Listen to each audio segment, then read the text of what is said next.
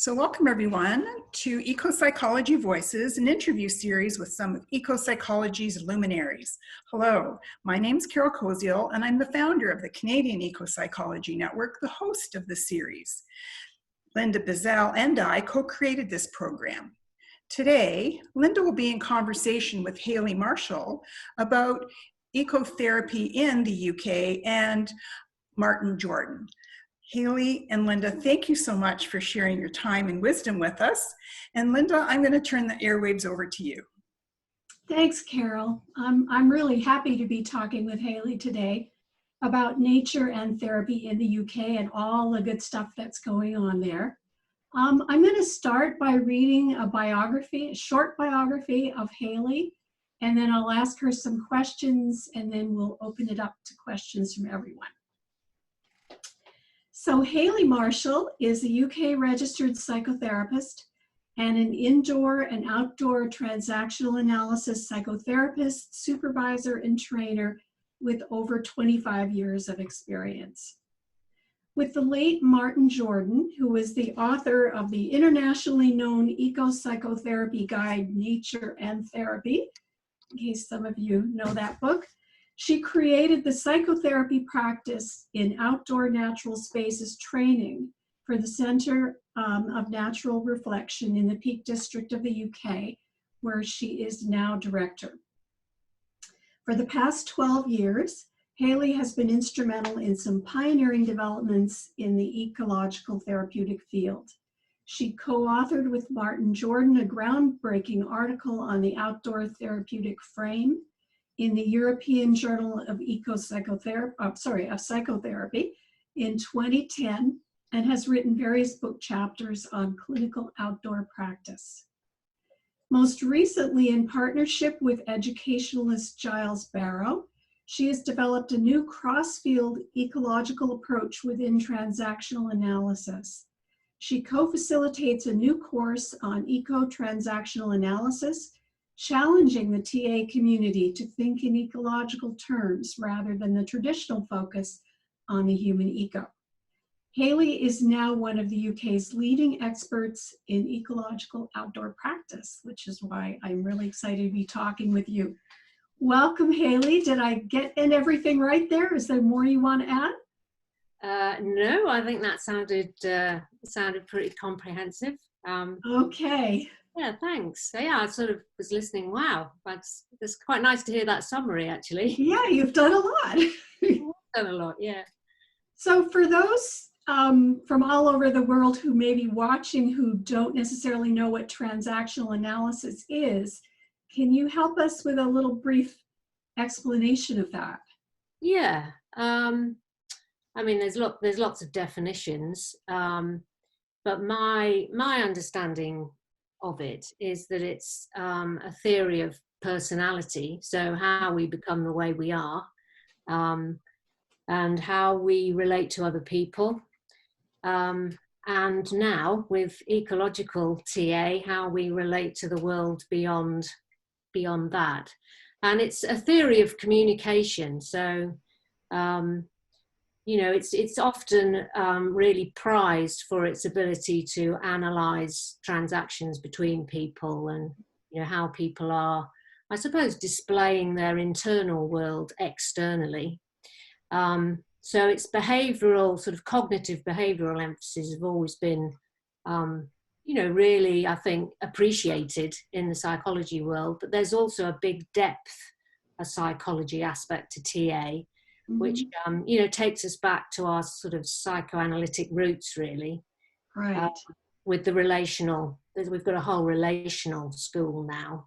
Well, they wouldn't call it a school, but it's a movement or a sort of sensibility, you know, in the TA world. So, and that's really the tradition that I think I come from, is the relational world in the TA community, and that's where the kind of ecological element kind of starts to swim alongside that and extend that further out into the more than human, which is where Giles and I have more recently really pushed that as an emphasis. So just literally within the past month and a half, in fact. So Wow. It's very timely, this conversation.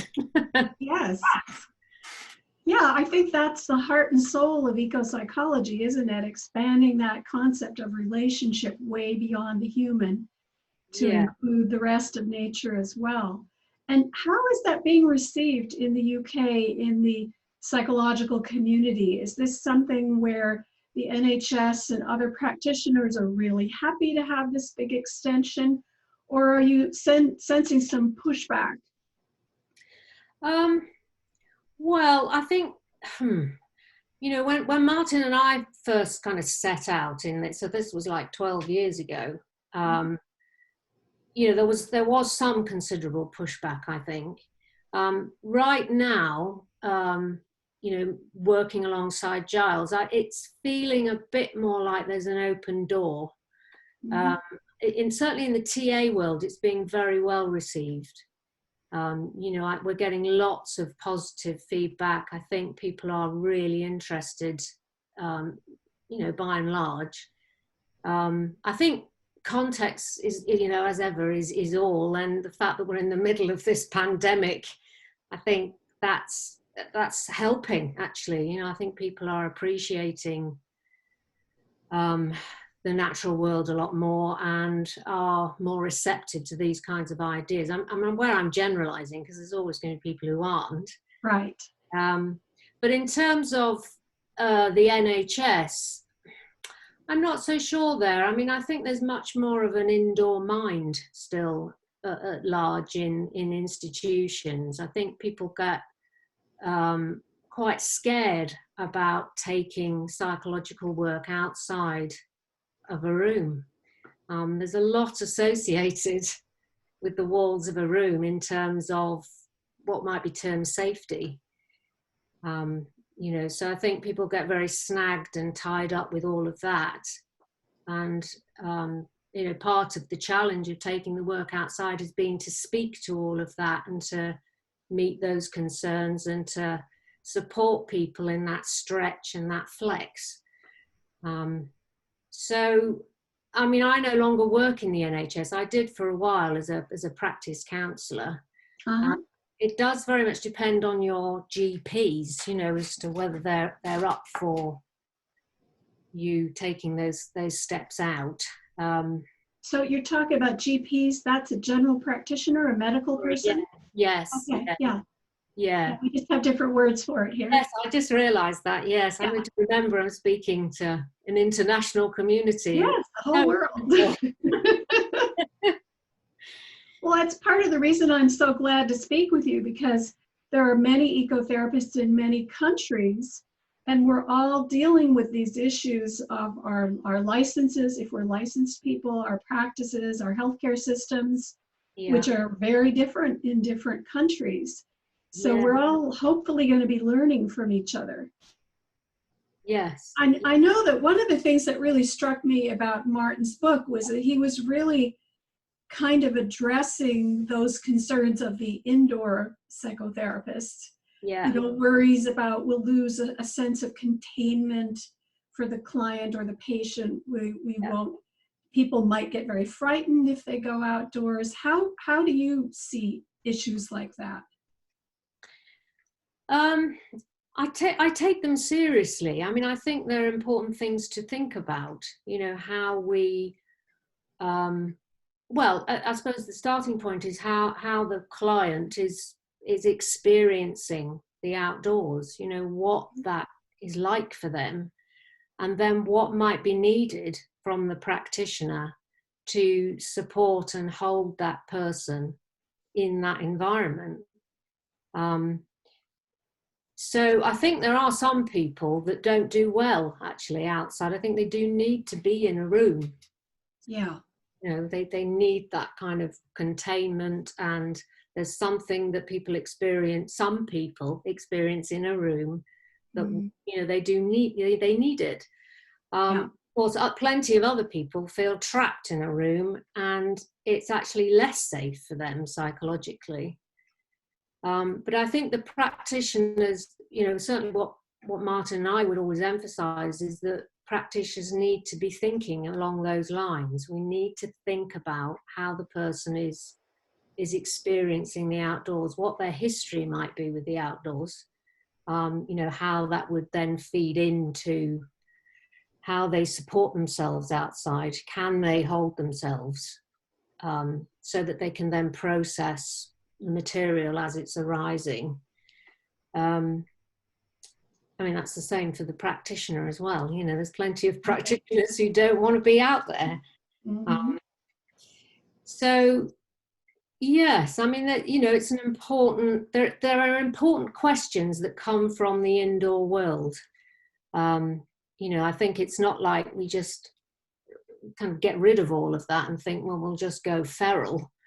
You know, the work needs to be curated, I think. You know, that's the practitioner needs to be thinking about the psychological safety without losing the fluidity and, you know, stimuli of being out there.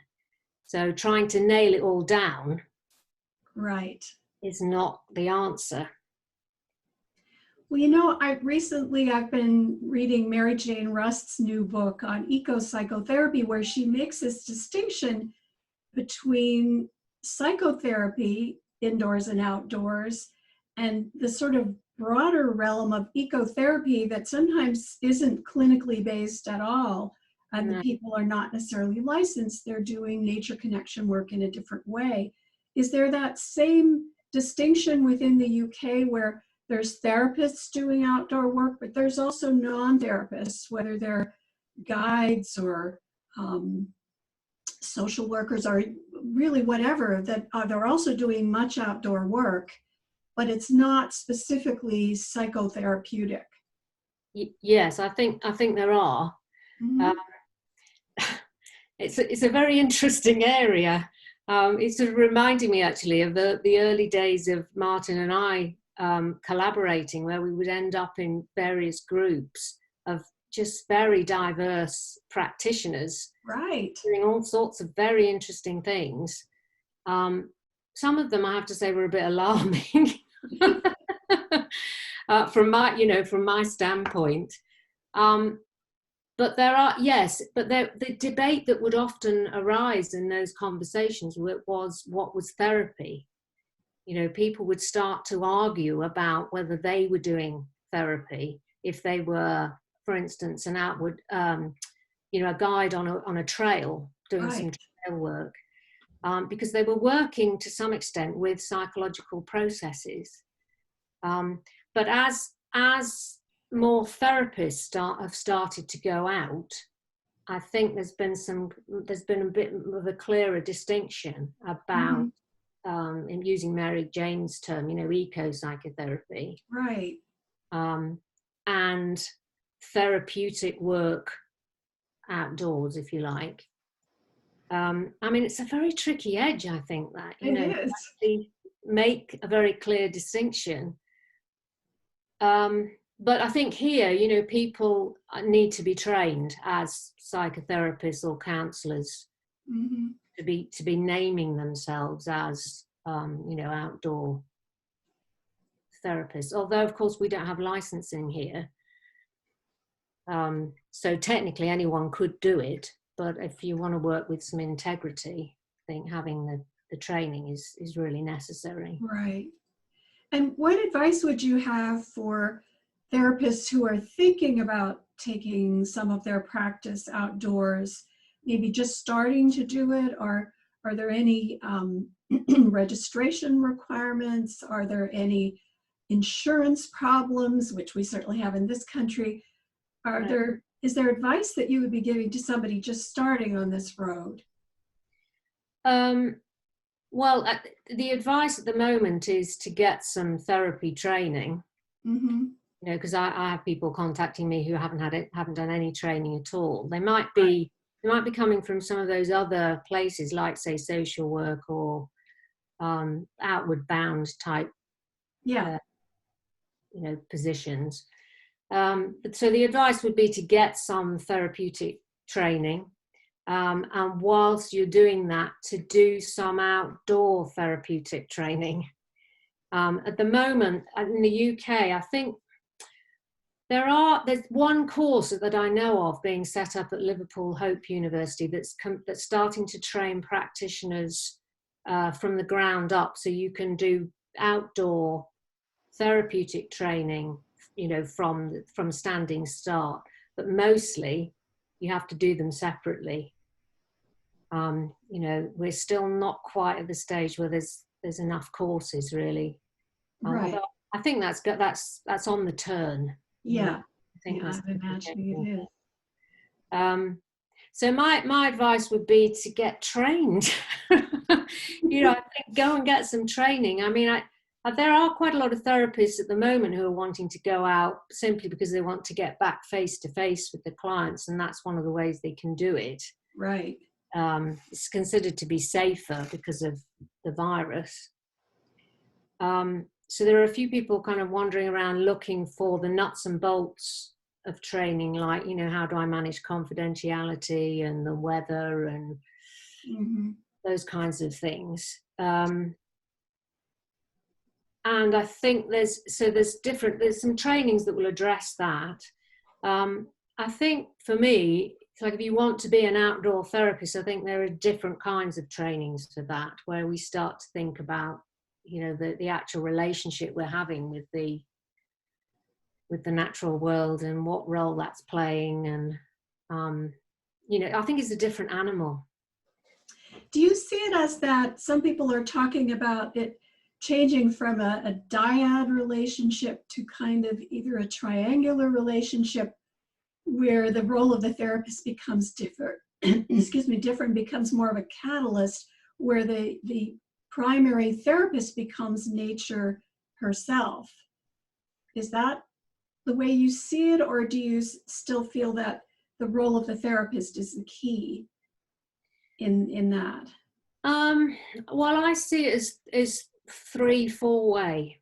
You know, I think there's that wonderful green container, if you like. And then I think there are relationships between 3 kind of quite discrete elements. So there's the therapist, the client, and then nature as an experienced kind of other. Yeah. And I think there's potentially quite a fluid way of working. But I think the therapist is important, the human therapist is important. Yeah. You know, I think we can be a facilitator of the client's relationship with nature, certainly. You know, and that's an important part of the practice. And clearly that can be therapeutic and psychotherapeutic. You know, I think there's no doubt in my mind. Then there's also the therapist's relationship with nature and the place that, you know, they're working in. Right. So I think there's a kind of multi-level way of working if you're working with that kind of model in mind, where you might be gathering in certain elements here and there, you know, and that's without thinking about the sort of imaginal space, you know, the kind of magic that can come alive in terms of people's reflective, sort of animated experiences of trees and, I don't know, all sorts of other elements. Without other people, of course, if you're working in a public space as well, you've got other people, right, weaving their way in and out. So I suppose, I mean, I'm just aware of my answer, which is it's quite fluid. I mean, that's the way I work. You know, I suppose if you were talking to somebody else, you would get a very different take on it, which is the beauty of this, isn't it, actually? It is. And I think that we're all pioneering here, which is why it's really nice to talk to other people who are doing this work. Yes. So that brings me to the subject of Martin Jordan. And many of us, of course, overseas, we know Martin through these great books. But of course, we didn't necessarily know him personally. Can you help us understand what his impact has been on the field of ecotherapy, both in the UK and in other places? Yeah. Well, I think he's been a very powerful, influential presence. You know, I'm still you know, I mean, it's 3 years since he died, and I'm still getting people saying to me that the reason they've come into this arena has been through reading that book. Yeah. You know, some of these people have never met him, or they've heard a talk of his on, you know, on the net. So I think he's been a real inspiration to a lot of people, you know, in terms of really, I think in that book, it's very clear, you know. I think he doesn't kind of go all around the houses, as it were. It's fairly straightforward. I think he had a real mission, you know, in writing that book. And I think it really paid off, you know, and I think the research that he did was, I think it was thorough. I think his intention was really clear. You know, he wanted to support people to get their practices out there in some form, you know, to make that step out. And I think that has promoted quite a shift. You know, as ever, these things take a number of years to really gain momentum. But I think he's been really key in that. Yeah, I mean, you know, I think the research he was very focused. He did it fairly swiftly as well. And the other thing was, you know, he really wanted to make things happen. So, you know, we did set up groups, practitioner groups. He set up forums and conferences, and, you know, he was always kind of badgering me to do more, you know, to speak at things and to, you know, with him, but write more. And because I was a bit slower paced than him, really, in terms of all of that. But, you know, he was very focused, and I think that's brought a certain kind of energy into the mix. And, you know, I think he was very passionate about the fact that it was psychotherapy. You know, we were doing psychotherapy out there. It was, so going back to your earlier question, I think the distinction was quite important to him. Yeah. You know, in those groups I mentioned, you know, there were some heated moments, and he was usually at the heart of it. You know, they were roused, basically. So he felt strongly about it, and I think people caught that. You know, it's like there's that kind of energy that gets sent out in a professional community. Yeah. Yeah. I mean, you know, he was also quite a big personality. Great. As, you know, innovators often are. So Exactly. That's what it takes. I think so. Yeah. Yeah. So yes. I mean, and I think, you know, we've now got some other books following along. We've got Caroline Brazier's book, which is lovely, and obviously Mary Jane's recent one. But Martin's is still often the one that people will say they've read, you know, so I think that says quite a bit. It does. So what advice would you have for practitioners all over the world who might be watching this in terms of what you've learned in the UK that might help all of us everywhere else? Oh, wow. That's quite a big question.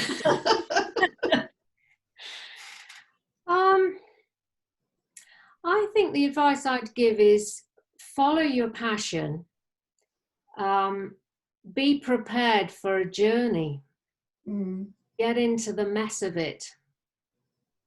You know, I have lots of people asking me questions of, you know, how do I do this? How do I do that? And I understand where they're coming from. You know, it's like the desire to sort of make things kind of clear and certain. But I think there's no substitute for getting out there and as long as you've got some training and good support, you know, it's like getting into the mess of it. It, by its very nature, this kind of practice is you're heading into uncertain territory. Yeah. Which is the joy of it and the terror of it at times.